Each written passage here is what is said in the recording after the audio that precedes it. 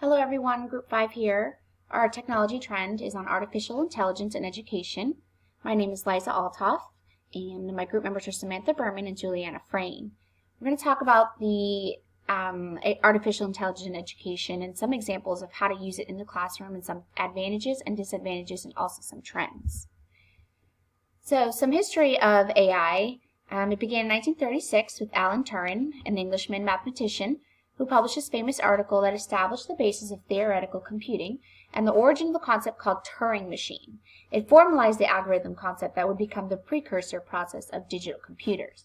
Not until 1956, at the mythical Dartmouth Conference, that John McCarthy, Marvin Minsky, and Claude Shannon created the term artificial intelligence.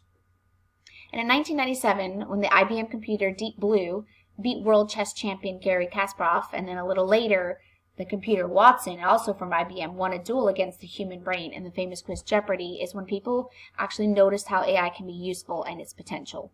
There are three categories in AI, three levels, and first level is revolutionary. It's when big technology companies such as Google, Microsoft, and Hanson Robotics seek to improve living conditions in everyday life. An example of this is Google's supercomputer and Sophia, the humanoid robot. And level 2, expansion. At this level, AI is used to boost production to a larger scale in areas such as communication, the everyday market, and risk analysis on the stock exchange. An example of this is Amazon's machine learning systems.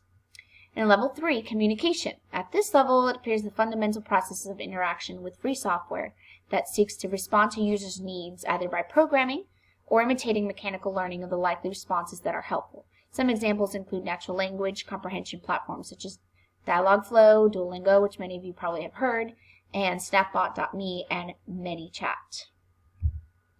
Some popular examples used in the classroom are Brainly, ThinkerMath, and Duolingo. And in Brainly, it's where students can collaborate and really think about their assignments and access new ideas from their peers. This solution uses machine learning to offer a great experience. In ThinkerMath, it helps students in learning math, and it has tons of games and awards that motivate learners and boost engagement.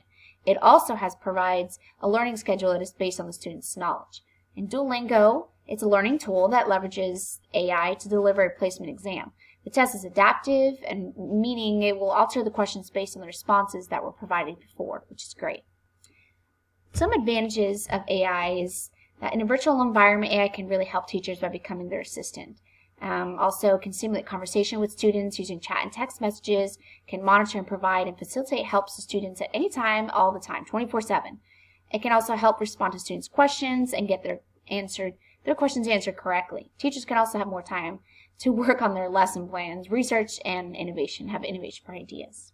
Some disadvantages, of course, AI is high costing. It's costly. It's expensive machines to set up and maintain and repair. They're not human. Machines cannot replace humans, build relationships with humans, have values or morals like we do. They also do not provide experience. The machines do not grow, develop, or change their responses to changing environments.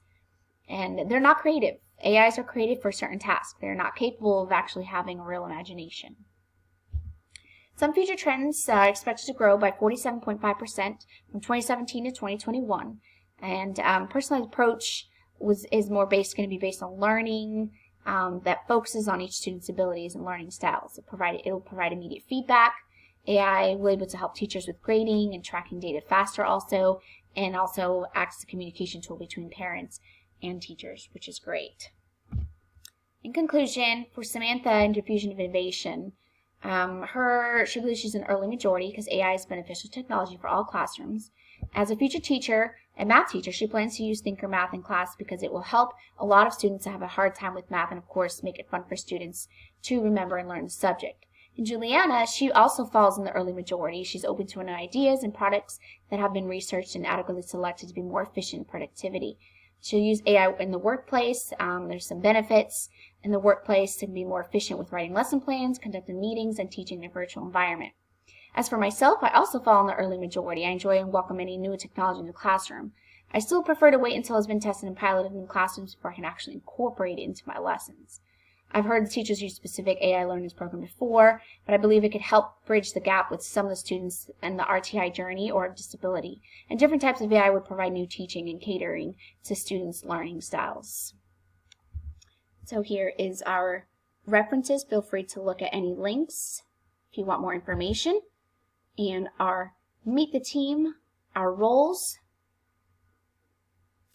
Well, we hope you enjoy our presentation, and thank you so much.